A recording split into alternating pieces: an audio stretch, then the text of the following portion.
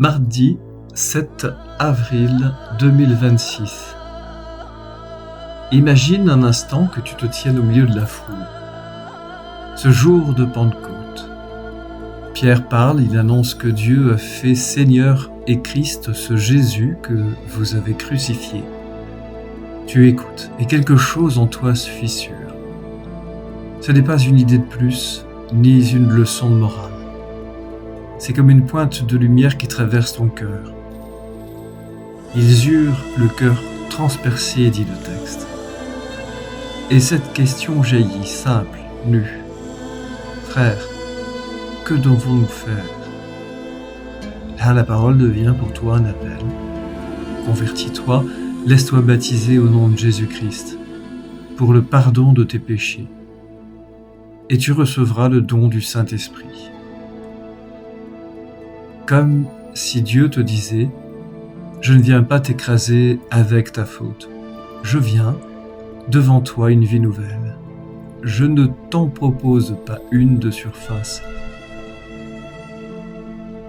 mais une source. Mon esprit en toi, pour habiter ton cœur transpercé. » Pendant ce temps, le psaume murmure « Dieu veille sur ceux qui le craignent, qui mettent leur espoir en son amour. » Tu réalises que dans ce coup porté à ton cœur, il n'y a pas de violence arbitraire. Il y a la vigilance d'un Dieu qui ne t'a jamais perdu de vue. Il veille sur toi au moment même où, peut-être, tu croyais qu'il n'y avait plus d'issue. Il te libère non seulement d'une mort future, mais de cette petite mort intérieure qui te fait renoncer, te répliquer, t'endurcir. Maintenant, laisse la scène changer. Tu n'es plus dans la foule, tu es seul, à côté de Marie-Madeleine, devant un tombeau ouvert. Elle pleure. Tu pleures, peut-être avec elle. Tu regardes ce lieu de ta vie où quelque chose est mort. Une relation, un projet, une confiance en toi ou en Dieu. Comme Marie, tu cherches le Seigneur, comme absent. Tu voudrais retrouver comme avant et tu ne trouves que le vide. Tu te penches vers le tombeau de ta propre histoire et tu n'y vois que du blanc, du silence, des traces d'une présence passée. Tu te retournes et il y a quelqu'un là, tout près, mais tu ne le connais pas. Tu le prends pour un jardinier, pour un passant, pour l'un de ces événements ordinaires qui traversent ta vie. Alors une voix, tout à coup, dit ton nom. Pas homme, femme, pas seulement mon enfant, ton nom propre, celui que tu connais. Marie, dit l'Évangile, pourquoi pleures-tu? Qui cherches-tu? À cet instant, ce n'est plus seulement l'histoire de Marie, c'est ton histoire. C'est ta nuit, tes larmes, ton tombeau, que le ressuscité visite. Il ne te donne pas d'abord une explication, il t'appelle.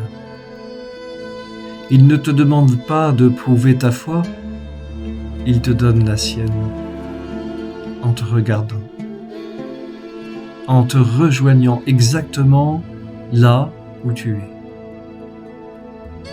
Tu voudrais alors le retenir, comme Marie, le garder près de toi, le toucher, et être sûr qu'il ne partira plus. Mais tu entends, ne me retiens pas. Je monte vers mon Père et votre Père, vers mon Dieu et votre Dieu. Cette parole pourrait te faire peur, et pourtant, elle ouvre un chemin.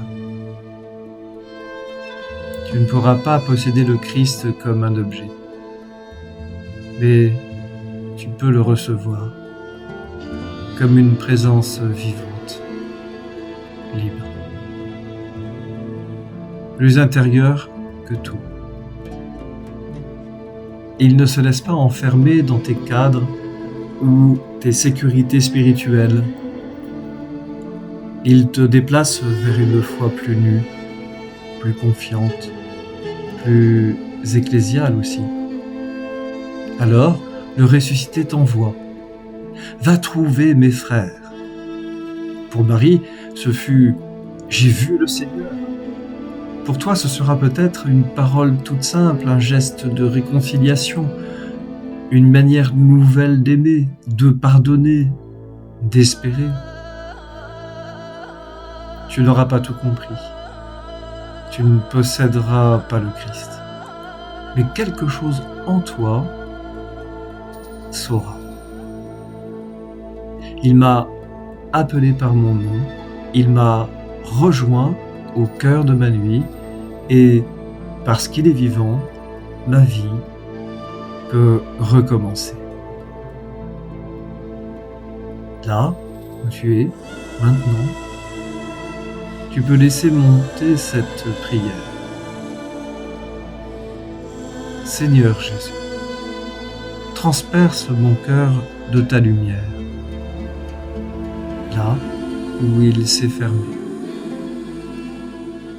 Appelle-moi par mon nom, comme tu as appelé Marie. Ne permets pas que je veuille te retenir pour moi seul, mais donne-moi de te suivre dans cette vie nouvelle où tu m'envoies vers mes frères. Fais de mes larmes un chemin vers toi et de ma faiblesse un lieu pour ton esprit. Amen.